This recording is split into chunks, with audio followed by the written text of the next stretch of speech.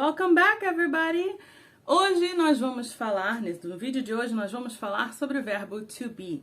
Sim, o verbo que talvez você já conheça, talvez você use no dia a dia, talvez você já tenha escutado falar, mas tem muitos aqui que talvez não tenham escutado falar, não sabem como utilizar e não sabem o que significam. Então nós vamos falar desse verbo que, na minha opinião, é o verbo auxiliar mais importante da língua inglesa.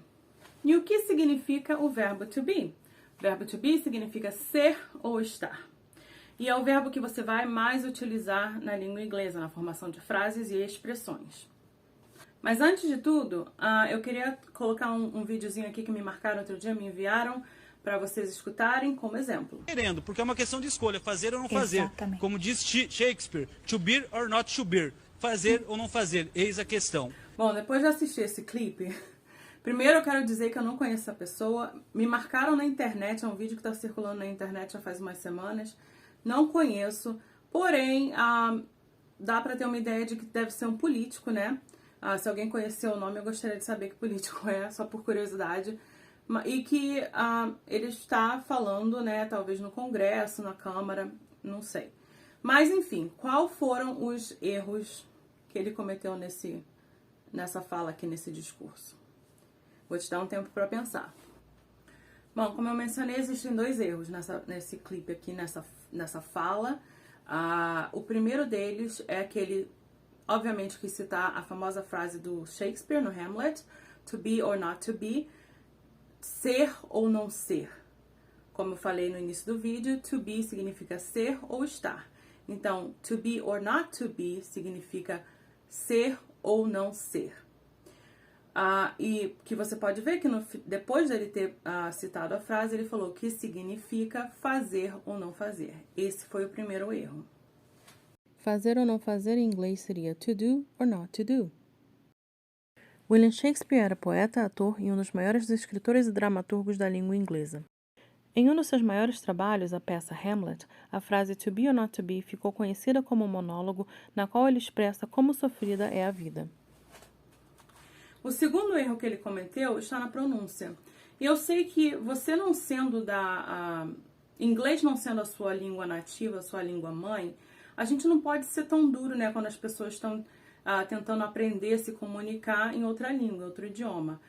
Mas, nesse caso, essa pessoa sendo uma figura pública, eu acho que ele deveria, sim, ter feito um pouco mais de pesquisa antes dele citar, dele apresentar essa frase em inglês, né? Principalmente se ele está tentando convencer alguém a opinião dele, né? Fazer alguém acreditar na opinião dele.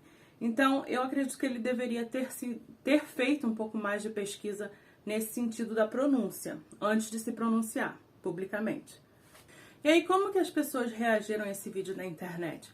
Eu vi muitas pessoas interpretarem o que ele falou como to beer, number 2, número 2, beer, cerveja, or not to beer, 2 cervejas. Que, como bom brasileiro, né, a gente vai abrasileirou pro cervejar ou não cervejar. Que eu adorei o novo ditado, inclusive. Eu não bebo, mas eu acho assim, o brasileiro tem uma capacidade imensa de criar. Então eu achei isso o máximo, cervejar ou não cervejar. Porém, quando eu toquei esse clipe pro meu marido, o que ele escutou foi chew, mastigar. Beer, cerveja, or not to chew, mastigar, cerveja. E ele soa como to também, o número 2. Então, assim, tem muita gente que escutou o número 2, to beer, e cerveja, e tem o meu marido que escutou, que obviamente era americano, nasceu aqui, e ele escutou o verbo mastigar, to chew beer or not to beer. Então, estão aí duas maneiras de interpretar esse clipe. De qualquer forma, se você é brasileirar, vai dar cervejar ou não cervejar. Então, isso que importa. Mas então vamos para a conjugação? Então a gente está conjugando o verbo to be na forma presente e na forma afirmativa, positiva. Também quero dizer que o verbo... Upsis, verbo não, galera. Pronomes. O você no singular e vocês no plural, ele se escreve da mesma maneira, que é o you. Y-O-U. you. Então, no singular, o verbo to be fica I am, you are, he is, she is, it is. E no plural, ele fica we are, you are, they are.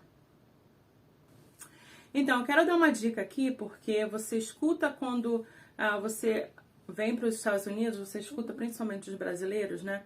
Porque aqui a gente está falando com brasileiros. O brasileiro falar I have 38 years old, por exemplo. Eu tenho tantos anos. Obviamente é o que você pensa que tá certo, porque no Brasil é como a gente fala. Eu tenho tantos anos. Mas nos Estados Unidos não, desculpa. Na língua inglesa, você falar quantos anos você tem, você vai usar o verbo to be. I am 38 years old. Ou, para encurtar, I am 38. Por que a gente usa o verbo to be ao invés do verbo to have, que é o verbo ter, para indicar a idade?